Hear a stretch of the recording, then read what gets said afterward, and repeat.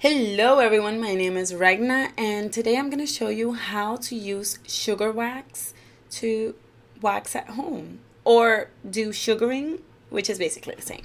If you're not subscribed to my channel, go ahead and click on the subscribe button and the little bell and like it because I know you're going to like this video. Come on, let's get to it.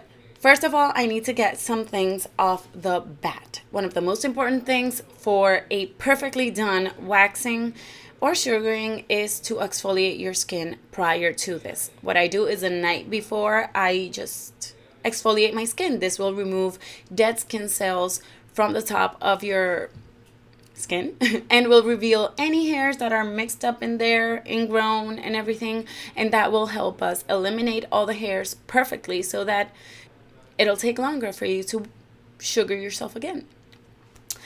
I like to use my coffee scrub. If you don't know how to make it, I'll leave it linked up right here. It's super easy, and what I like about it is it will not dissolve with water like, for example, a sugar scrub.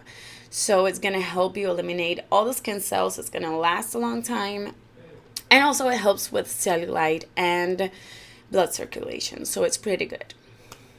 Also, if you don't know how to make sugar wax, come on, of course I have a video for that. I'm going to leave that right here or here, somewhere, also in down there, so that you can go ahead and check out my video on how to make sugar wax at home. It is so easy, so cheap. You will never want to use regular wax again. Some of the pros is it's so freaking easy. It's so freaking easy. It's so freaking cheap. You can just use strips made at home from an old t-shirt. You can use the wax itself to use. It's so versatile and it hurts less. It hurts your skin less.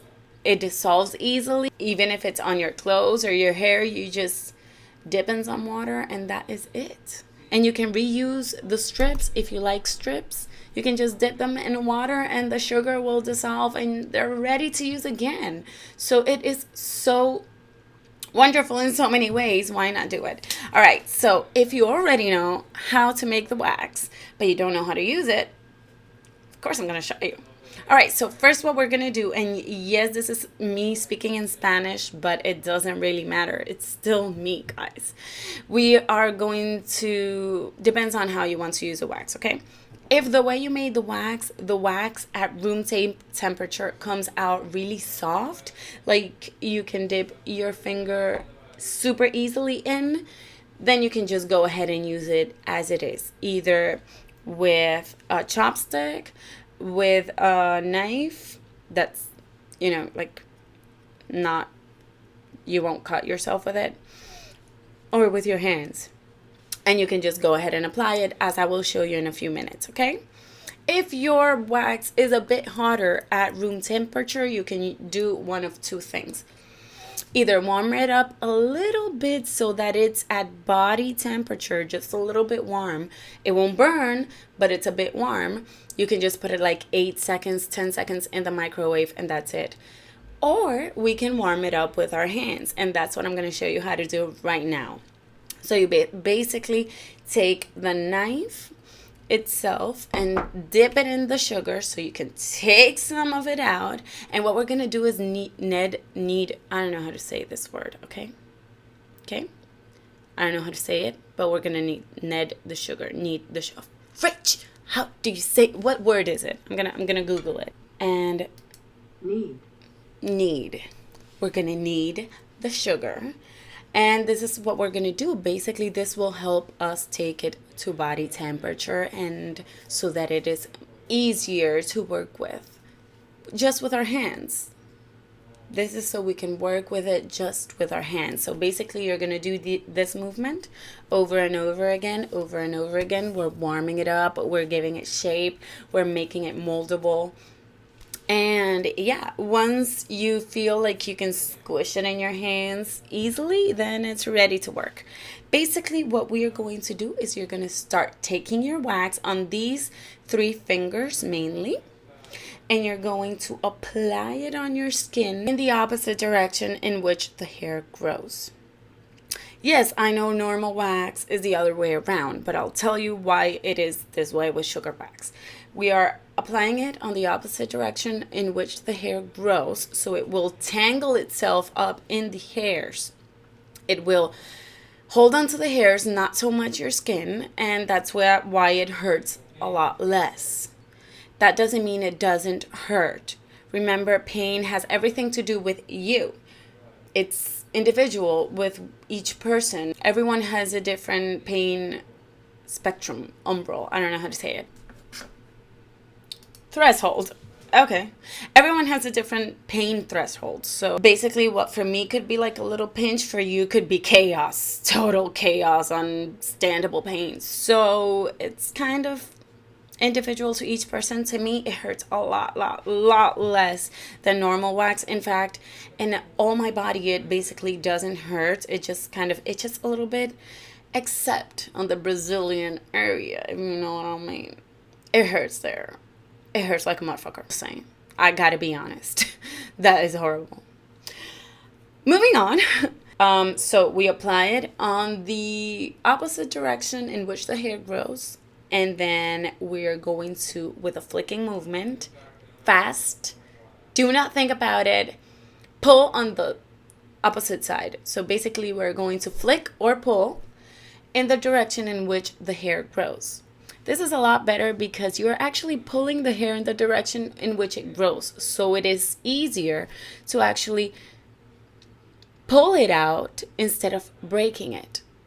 If you pull it on the opposite direction, you run the risk of breaking the hair. So if you break the hair, it breaks just there at the top of the skin and it'll come out really fast. If you pull it completely out and you see the little bulb, then that means that the hair has to come out from the hair follicle inside the skin, and it'll take a lot longer for you to see them after.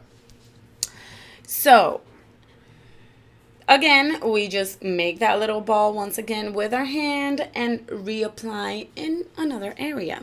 You can do a lot more. You can use a lot more wax, but this was just for the video, for showing purposes, teaching purposes, so I didn't want to use too much.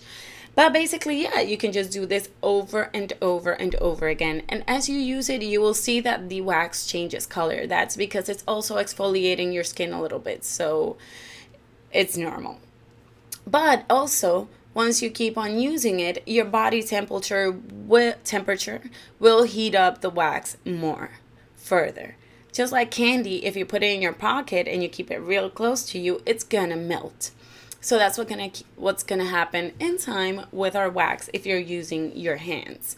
So once it starts melting, after a lot of uses actually, once it starts melting and becomes kind of weird and gooey to work with, you can still work with it. But if you're finding it uncomfortable to do, then you can just go ahead and we can still use it. You can just take a strip. To make your strips, you can just easily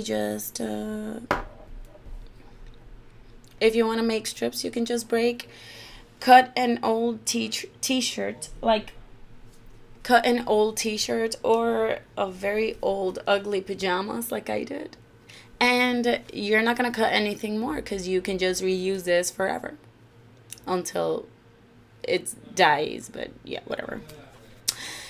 So what we're going to do is we're going to take our strip, and once we apply that gooey ass wax, we're going to put the strip on top, and we are going to swipe our hand on top of this to stick it very well to the wax in the same direction we applied the wax, and then leaving always a small amount so we can hold on to it to pull. We pull in the direction that the hair grows. You can still use that strip with that same wax a few more times. You just stop using it once you see that it's not holding on to hairs anymore. So basically that is it. It is so easy. Also, once you finish waxing, you can just hop into the shower, and if there's any residue, it'll melt off with the water. It's amazing. If you have very sensitive skin, or you are very sensitive to pain, you can just apply aloe vera or ice. That helps a lot with cooling pain or cooling the redness. Or you can just take a cold shower. That helps a lot too. So remember that several days after, it's good to exfoliate so that those hairs will never get tangled up inside your skin. Let's prevent ingrown hairs because they are awful. And we prevent ingrown hairs with exfoliation. It is how it is. Alright guys, so that was basically it. I hope you liked this video. If you did, give it a thumbs up and share and let me know that you did like it. If you have any questions, just let me know in the comment sections. I will answer. I do answer all of your questions as soon as I see them. If you're not following me on Instagram, go say hi over there. I'm Raigna Vargas everywhere. Remember to subscribe and to hit the bell and all that. I hope you're all hairless on this times and that you can be as smooth as a dolphin or a baby's ass. Either way, super smooth.